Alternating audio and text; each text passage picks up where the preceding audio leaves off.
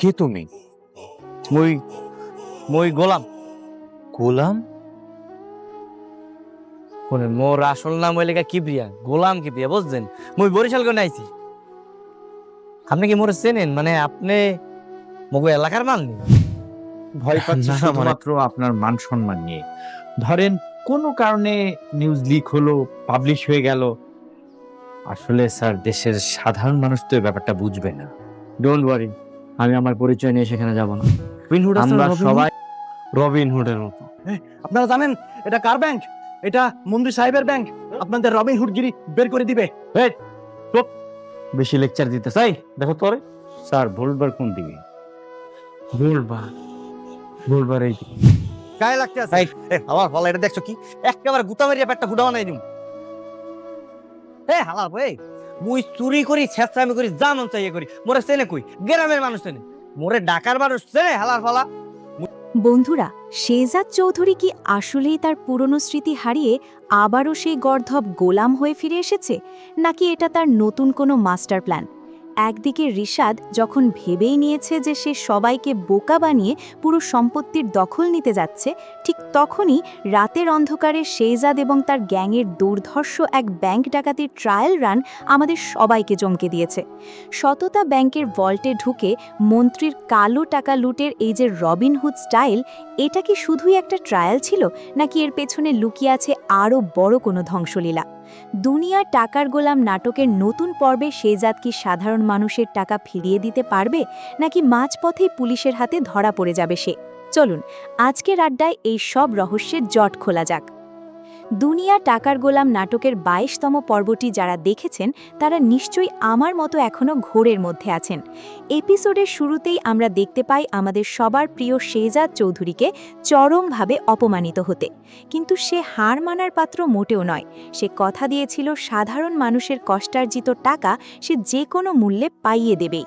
এরপরই আমরা দেখলাম সেই চিরচেনা রূপ, লোকাল ট্রেনে চড়ে অদ্ভুত রঙিন শার্ট গায়ে জড়িয়ে সম্পূর্ণ এক গ্রাম্য গর্ধব গোলাম কিবরিয়া হয়ে ঢাকায় পা রাখল সে। স্টেশনে নেমেই ব্যাগ চুরির যে নাটকীয়তা সে করল এবং রিশাদের সাথে তার যে কথোপকথন হলো, তা দেখে যে কেউ বিশ্বাস করতে বাধ্য হবে যে সে সত্যি তার শেহজাদ সত্তাটি হারিয়ে ফেলেছে। আর ঠিক এই সুযোগটাই কাজে লাগাতে চাইল রিশাদ।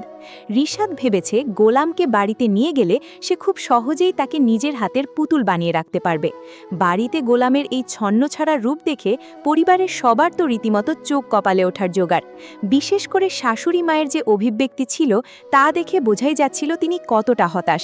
তিনি ভাবছেন শেহজাদের স্মৃতি হয়তো আবার উলটপালট হয়ে গেছে, কিন্তু দর্শক হিসেবে আমরা তো জানি শেহজাদ যা করে তার পেছনে বিশাল কোনো সমীকরণ থাকে। এই বাড়িতে ফিরে আসার পেছনেও তার আসল উদ্দেশ্য হলো শত্রুর ডেরায় বসে শত্রুরই শেকড় কেটে দেওয়া।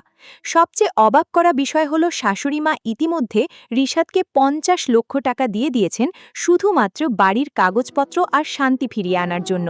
কিন্তু রিশাদ যে কতটা ধড়িবাজ সেটা শাশুড়িমা এখনও পুরোপুরি বুঝতে উঠতে পারেননি। রিশাদ ভাবছে সে টাকাও পেল, আবার গোলামকেও নিজের দাবার ঘুঁটি হিসাবে ব্যবহার করতে পারবে। কিন্তু শেহজাদের আসল রূপ যখন তার গ্যাংয়ের সামনে বেরিয়ে এলো, তখন আমাদের সবার শরীরে লোম খাড়া হয়ে যাওয়ার মতো অবস্থা। সে কিন্তু মোটেও গোলাম হয়ে আসেনি, সে পুরোপুরি শেহজাদ হয়েই তার পরবর্তী মিশন হাতে নিয়েছে। আর তার মিশনটা কোনো ছোটোখাটো কাজ নয়, সরাসরি মন্ত্রীর ব্যাংকে ডাকাতি। যে মন্ত্রী সাধারণ গরিব মানুষের হাজার হাজার কোটি টাকা ঋণ নেওয়ার নাম করে মেরে দিয়েছে, শেহজাদ এবার সেই টাকাগুলোই রবিনহুড স্টাইলে উদ্ধার করে জনগণের হাতে তুলে দেওয়ার এক ভয়ঙ্কর ছক কষেছে। বানরের মুখোশ পরে রাতের অন্ধকারে শেহজাদ এবং তার দলবল যেভাবে সততা ব্যাংকে ঢুকে সিকিউরিটি গার্ডদের বোকা বানিয়ে পুরো ট্রায়াল রানটা সফলভাবে শেষ করল, তা দেখে যে কোনো হলিউড বা বলিউড মুভির অ্যাকশন সিন মনে পড়ে যায়। এখন প্রশ্ন হলো, আগামী ২৩তম পর্বে আমরা কি দেখতে চলেছি? আমার প্রেডিকশন বলছে আগামী পর্ব হতে চলেছে এই নাটকের অন্যতম সেরা একটি থ্রিলিং এপিসোড। ট্রায়াল রান তো সফল হলো, কিন্তু আসল ডাকাতির রাতে পরিস্থিতি এতটাও সহজ হবে না। মন্ত্রীর ব্যাংক বলে কথা, নিশ্চয়ই সেখানে এমন কোনো সিকিউরিটি সিস্টেম বা পুলিশ প্রোটেকশন থাকবে যা শেহজাদ আগে থেকে আন্দাজ করতে পারেনি। এমনও হতে পারে রিশাদ কোনোভাবে শেহজাদের এই প্ল্যানের কথা টের পেয়ে যাবে এবং পুলিশকে আগেভাগেই খবর দিয়ে রাখবে শেহজাদকে হাতে নাতে ধরিয়ে দেওয়ার দেওয়ার জন্য। অন্যদিকে বাড়িকে গোলাম সেজে থাকা শেহজাদকে নিয়ে রিশাদ আর শাশুড়ি মায়ের মধ্যে একটা বড়সড় কনফ্লিক্ট তৈরি হতে পারে। ঋতু হয়তো কোনোভাবে বুঝতে পারবে যে তার স্বামী আসলে স্মৃতি হারায়নি, সে শুধু অভিনয় করছে। যদি ঋতু এই সত্যিটা জেনে যায়, তাহলে কি শেহজাদকে এই বিপজ্জনক মিশনে সাপোর্ট করবে নাকি তাকে বাধা দেওয়ার চেষ্টা করবে? আমার মনে হয় শেহজাদ অত্যন্ত সুকৌশলে আসল ডাকাতিটা সম্পন্ন করবে এবং মন্ত্রীর কালো টাকার বিশাল অংশ সে সাধারণ মানুষের মাঝে বেনামে বিলিয়ে দেবে। তবে এই মিশনে তার কোনো দলের কেউ হয়তো বড় কোনো বিপদে পড়তে পারে, যা শেহজাদকে নতুন কোনো সংকটে ফেলে দেবে। তো বন্ধুরা, আপনাদের কি মনে হয়, শেহজাদ কি পারবে কোনো প্রমাণ না রেখে মন্ত্রীর ব্যাংক লুট করে সাধারণ মানুষের টাকা ফিরিয়ে দিতে, নাকি রিশাদের কোনো ফাঁদে পা দিয়ে সে নিজেই নিজের বিপদ ডেকে আনবে? আপনাদের থিওরিগুলো আমাকে কমেন্ট সেকশনে লিখে জানান। দুনিয়া টাকার গোলাম নাটকের এই টান টান উত্তেজনায় ভরপুর রিভিউ যদি আপনাদের ভালো লেগে থাকে, তাহলে ভিডিওটিতে একটি লাইক দিতে ভুলবেন না। আর হ্যাঁ, যারা এখনও আমাদের চ্যানেলটি সাবস্ক্রাইব করেননি, তারা জলদি সাবস্ক্রাইব করে বেল আইকনটি বাজিয়ে দিন, যাতে পরবর্তী পর্বের ধামাকাদার রিভিউ এবং প্রেডিকশন সবার আগে আপনার কাছে পৌঁছে যায়।